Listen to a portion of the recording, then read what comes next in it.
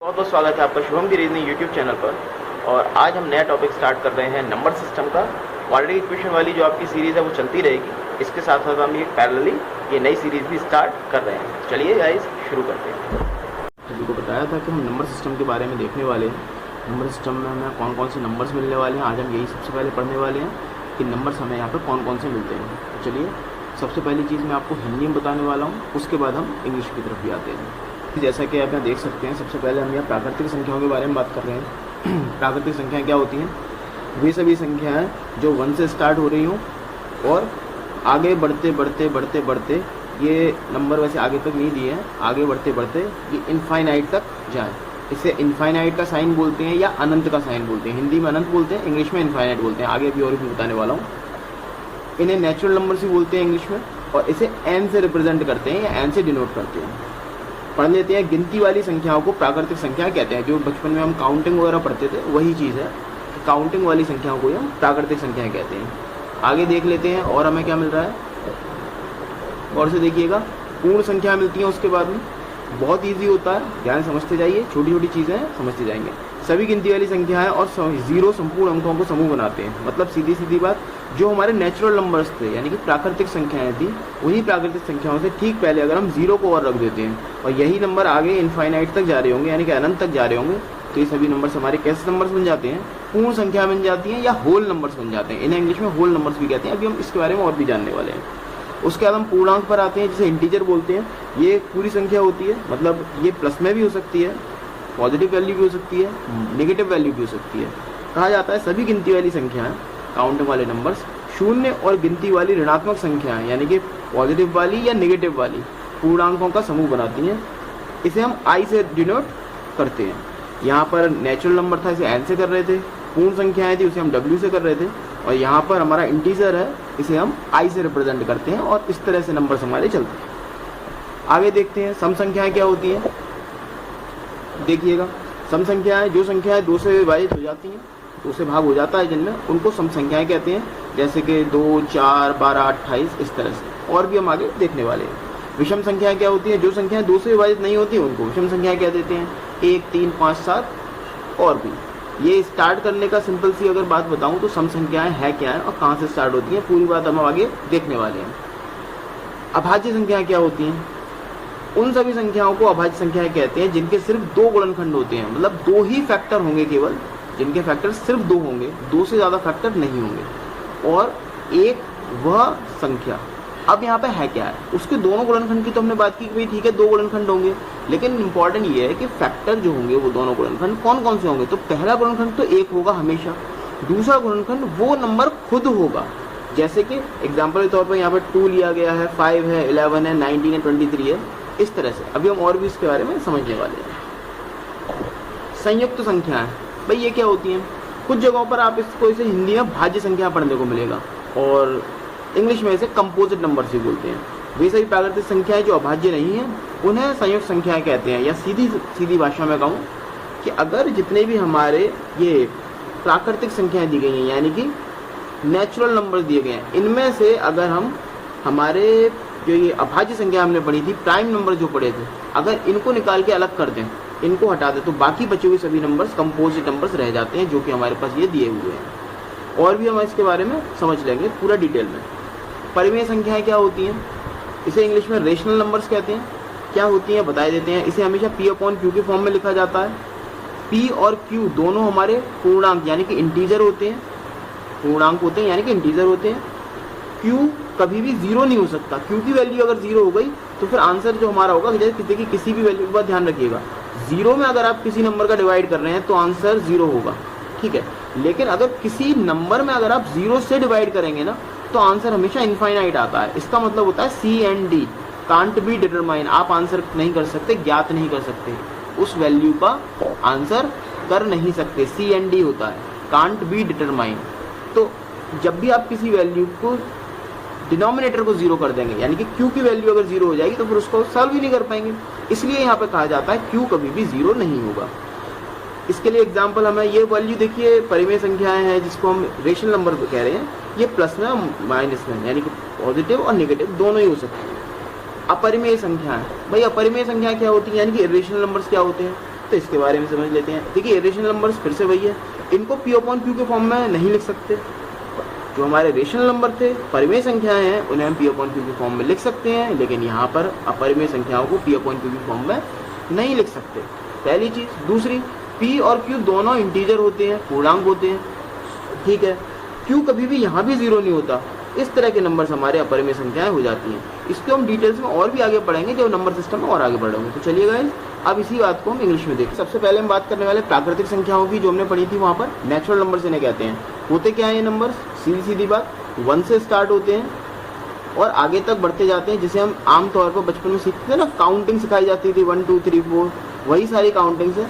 Actually natural numbers तो ये होते हैं, ध्यान से सुनिएगा, ये सारे हमारे नेचुरल नंबर्स हैं। जब इन्हीं नंबर्स में जीरो और लगाया गया, ध्यान रखिएगा, जीरो जब हमारे पास इंट्रोड्यूस हुआ था, मैं ये नहीं कह रहा इन नंबर्स में जीरो को रखा गया साथ में ना, मैं कह रहा हूँ जीरो जब हमारे मैथमेटिक्स में इंट्रोड्यूस हुआ था, जीरो जब इंट्रोड्यूस हुआ था उस समय की बात कर, उस बात की बात कर रहा हूँ। ये जीरो जब इंट्रोड्यूस हुआ था तभी तो हम वही 10 तक पहुंचेंगे।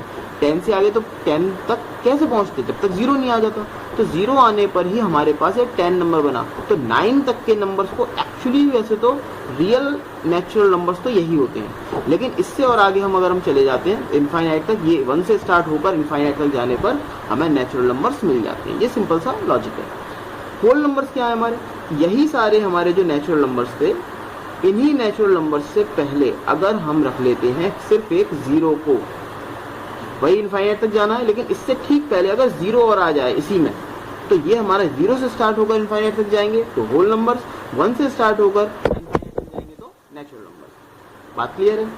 दूसरी चीज, इंटीजर्स क्या होते हैं भाई? देखिए -1, -2, -3 या 1 या 2 या 3 या 100 या -100, कोई भी नंबर हो लेकिन प्रॉपर नंबर हो, फ्रैक्शन में ना हो, ऐसे नंबर्स को हम इंटीजर्स कहते हैं, पूर्णांक कहते हैं। मतलब अगर मैंने लिख दिया मान लीजिए 1.5, तो क्या ये इंटीजर है? नहीं, ये इंटीजर नहीं है, ये एक डेसिमल नंबर है। इसके बारे में बात करेंगे। अगला नंबर क्या है हमारे पास? Even numbers. देखिए इवन नंबर्स 0 से स्टार्ट होते हैं और निकालने का या फाइंड करने का सबसे अच्छा तरीका है, आप सिर्फ इतना करें कि इन नंबर्स में जो भी हमारे हैं इवन नंबर जहाँ से स्टार्ट होते हैं, इसमें बस 2 ऐड करते चले जाइए, हमारे नंबर बनते चले जाएंगे।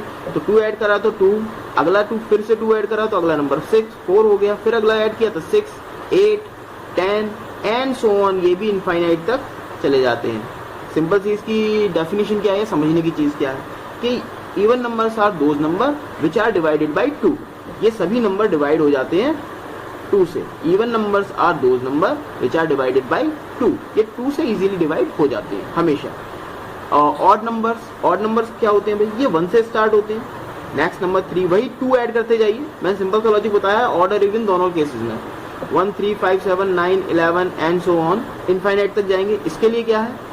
विच are not divided by 2, which are not divided by 2 मतलब क्या है? Odd numbers are those number which are not divisible by 2, जो कि 2 से डिवाइड ना हो, ऐसे नंबर्स को ऑड नंबर्स कहते हैं। अगला नंबर हमारे पास क्या मिल रहा है भाई? देखिएगा, ये यहाँ पर अगला नंबर हमें प्राइम नंबर्स मिल रहे हैं। देखिए प्राइम नंबर्स बहुत ही अच्छे नंबर्स होते हैं जिनको हमें अच्छे से समझना चाहिए और समझ में आना भी चाहिए। प्राइम नंबर्स है क्या है? देखिए प्राइम नंबर्स के बारे में मैं सिर्फ इतना आपको बताऊंगा कि वो सभी नंबर्स जिनके क्या कहते हैं, अगर हम फैक्टर करते हैं या डिवाइड करने जाते हैं, तो ये नंबर्स डिवाइड होने के लिए सिर्फ 2 ही नंबर से डिवाइड होते हैं, या तो 1 से या फिर अपने आप, यानी कि इटसेल्फ। बात क्लियर है? या तो 1 से डिवाइड होते हैं या फिर खुद से, स्वयं से। इसे हिंदी में आप स्वयं भी कह सकते हैं, खुद की बात जिसे हम कहते हैं। सॉरी, यहाँ पर गलती से लग गया, स्वयं। अपने आप से भी डिवाइड हो सकते हैं या फिर 1 से। इसके अलावा ये प्राइम नंबर किसी भी तीसरे नंबर से डिवाइड नहीं होते हैं। स्टार्ट कहाँ से होते हैं भाई? ये 2 से स्टार्ट होते हैं, फिर 3, फिर 5, 7, 11, 13, 17, 19 एंड सो ऑन। मैं आगे भी लिख सकता था लेकिन नहीं लिख रहा हूँ। आपके लिए एक छोटा सा होमवर्क है, 1 से लेकर 100 जो ये नंबर्स होते हैं, इनके बीच में आपने प्राइम नंबर्स फाइंड करने हैं कि आखिर ये होते कितने हैं, हाउ मच, कितने होते हैं, मतलब काउंट करके आपने बताने हैं। ठीक है ना? 1 से लेके 100 कमेंट कीजिएगा, मुझे इंतजार रहेगा आपके कमेंट्स का। चलिए कॉम्पोजिट नंबर्स जान लेते हैं। जैसे कि हमने कहा था प्राइम नंबर्स 1 से और खुद से, इटसेल्फ से डिवाइड होते हैं। तो यहाँ कंपोजिट नंबर्स किससे डिवाइड होते होंगे? कंपोजिट नंबर सिंपल है, कंपोजिट नंबर्स हमेशा कम से कम, देखिए यहाँ पर तो केवल 2 फैक्टर मिल रहे थे, प्राइम नंबर्स में केवल 2 फैक्टर मिल रहे थे, लेकिन कंपोजिट की जब हम बात करेंगे तो मिनिमम, यहाँ पर एक वर्ड यूज कर रहा हूं मैं, एटलीस्ट, इसमें एटलीस्ट 3 फैक्टर्स मिलेंगे ही मिलेंगे आपको, मतलब कम से कम 3 नंबर से, कम से कम 3 नंबर से ये डिवाइड होगा ही होगा। तो ये ध्यान रखिएगा, यही इंपॉर्टेंट चीज है। कौन कौन से नंबर्स हैं, पहचानने का तरीका क्या है, जो हमारे पास नेचुरल नंबर्स होते हैं उन्हीं में से अगर आप प्राइम नंबर्स को हटा देंगे तो सारे के सारे कंपोजिट नंबर्स आ जाएंगे। जैसे कि मेरे पास ये सारे लिखे हुए हैं, अगर मैं यहाँ से प्राइम नंबर, सॉरी मैंने आपको नेचुरल नंबर दिखाना भूल गया, वेट, जैसे कि यहाँ पर नेचुरल नंबर्स ये लिखे हुए हैं सारे, इन नेचुरल नंबर्स में से अगर हम हमारे प्राइम नंबर्स को हटा देंगे तो हमारे कंपोजिट नंबर्स आ जाएंगे। जैसे मैंने यहाँ से प्राइम ये वाला हटाया, 1 कभी भी कोई ना तो प्राइम होता है ना ही कंपोजिट, ये एक नेचुरल नंबर है, तो ये एक एक्सेप्शनल केस है, इसके बारे में हम बाद में डिटेल में चर्चा करेंगे। पहले यहाँ पर बात कर लेते हैं प्राइम नंबर। अगर मैं यहाँ से हटाता चला जाऊँ 2, 3, 5, 7, फिर यहाँ पर आगे 11 था, तो बीच में जितने भी नंबर्स बचे रह गए, 4 है, 6 है, 8 है, 9 है, 10 है, ये सारे नंबर्स कैसे हो जाएंगे, कंपोजिट नंबर्स हो जाएंगे। इन्हीं नंबर्स को मैं यहाँ पर लिख देने वाला हूँ। बस ये चीज़ें आपको डिटेल में समझ में आ जानी चाहिए, खुद भी एक बार प्रैक्टिस जरूर करके देखिएगा ताकि चीज़ें आपको अच्छे से समझ में आ जाए। नंबर क्या क्या है, 4, 6, 8, 9, 10, 12, 14, 15 एंड सो ऑन, जितने भी नंबर्स आगे मिलेंगे वो सारे हमारे क्या होंगे, कंपोजिट नंबर्स होंगे। आगे बढ़ते हैं, रेशनल नंबर्स क्या होते हैं। देखिए रेशनल नंबर्स बहुत इजी है। रेशनल नंबर्स आपके इसको समझने का तरीका, हमेशा P अपॉन Q की फॉर्म में लिखे जाते हैं, मतलब एक फ्रैक्शन की फॉर्म में लिख सकते हैं। अब मान लीजिए मैंने लिखा, मान लीजिए 1/2, तो ये भी एक रेशनल नंबर है। मैंने इसी को लिख दिया 2/1, तो ये भी एक रेशनल नंबर है। मैंने लिखा 3/1 या 1/3, ये सभी रेशनल नंबर्स हैं, P अपॉन Q की फॉर्म में है। दूसरी कंडीशन क्या होती है कि Q जो होता है और P जो होता है, P और Q ये दोनों जो होते हैं, ये दोनों के दोनों हमेशा इंटीजर्स होंगे, हमेशा इंटीजर्स होंगे। ये बात हमें हमेशा ध्यान में रखनी है। जो हमने बात की थी ना पूर्णांक होते हैं, वही उसी की बात हो रही है। और सबसे इंपॉर्टेंट, Q कभी भी 0 नहीं होता है, ये हमेशा ध्यान रखिएगा, ये मोस्ट इंपॉर्टेंट है। Q कभी भी 0 नहीं होता है, ये मैं पहले ही बात कर चुका हूँ। अगर हम Q को 0 कर देंगे, किसी वैल्यू के ऊपर 0 लिख देंगे, तो आंसर हमारा इनफाइनाइट आ रहा होगा, जिसका मतलब होता है कांट बी डिटरमाइंड, मतलब इसका आंसर आप कर नहीं सकते, ये ध्यान रखिएगा। आगे बढ़ते हैं इरेशनल नंबर के बारे में। इरेशनल नंबर्स क्या होते हैं भाई, देखिए इरेशनल नंबर भी बहुत ईजी है। सबसे पहली चीज, इरेशनल नंबर को कभी आप P अपॉन Q की फॉर्म में लिख नहीं सकते, पहली कंडीशन तो ये होती है, ठीक। दूसरी चीज, P और Q ये दोनों ही हमारे इंटीजर्स होते हैं, ये बात तो कंफर्म है भाई। ये वाली बात तो वहां भी थी, यहाँ पर भी थी, प्राइम सॉरी रेशनल नंबर्स में और इरेशनल में, ये तो दोनों में इजी है। लेकिन और Q की बात जो बताई गई है 0 नहीं होगा, बात तो यहाँ ये भी सच है, ये भी सही है। लेकिन लेकिन लेकिन ध्यान रखिएगा, इसकी फॉर्मेशन क्या होती है, ये नंबर्स कैसे होते हैं, √2, √3, √5। किसी दिन एक स्पेशल वीडियो अलग से सिर्फ इरेशनल नंबर्स के ऊपर बनाऊंगा और रेशनल नंबर्स पर, तो इसको स्पेशली अलग से डिटेल में चर्चा करते हुए मैं आपको समझाने वाला हूँ। तो गाइज आई होप कि आप सभी को ये आज का टॉपिक समझ में आया होगा, ये नंबर्स आखिर होते क्या हैं, किस तरह से वर्क करते हैं, समझ में आया होगा। कोशिश करेंगे आगे और भी इस तरह से चीज़ों को ठीक से समझते रहें। Good bye.